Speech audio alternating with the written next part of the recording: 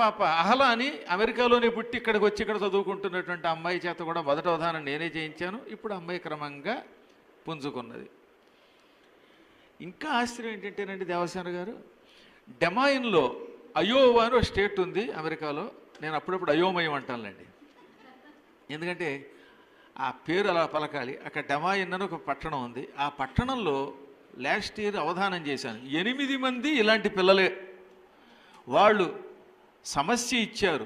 నిషిద్ధాక్షరి చేసిన అమ్మాయికి వయస్సు 7 ఏళ్ళు. 7 ఏళ్ళ అమ్మాయి నిషిద్ధాక్షరిలో కూర్చుంటే ఆశ్చర్యం కలిగింది నాకు.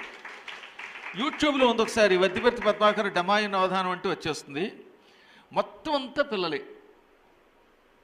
7 ఏళ్ళు మొదలుకొని 11 సంవత్సరాల లోపు ఉండేటటువంటి పిల్లలు పృచ్ఛకులుగా పాల్గొని ఆ కార్యక్రమాన్ని సుసంపన్నం చేశారు. కాబట్టి అవధానం ఎక్కడికి వెడుతుంది? మన భారతీయులకి, అందులో ముఖ్యంగా తెలుగు వాళ్ళకి రక్తంలో ఉందండి పద్యం. కాబట్టి మీ రక్తం అంతా ఏ రక్తబీజుడి దగ్గర నుంచి అమ్మవారు లాగినట్టు ఎవడన్నా లాగితే తప్ప ప్రతి వ్యక్తిలో అంతో ఎంతో సంస్కారం ఉంటుంది, పద్యం వచ్చి తీరుతుంది, అందులో ఏం సందేహం లేదు. కాబట్టి మీ అందరికీ మంచి భవిష్యత్తు ఉన్నది.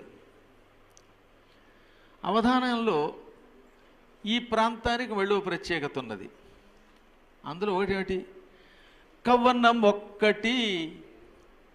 కవనమొక్కటి సంగీత సవనమొకటి.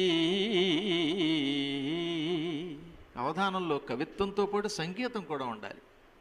కవనమొక్కటి సంగీత సవనమొకటి. ధారణము పద్యక్షీరధారలొసగు. ధారణము పద్యక్షీరధారలొసగు.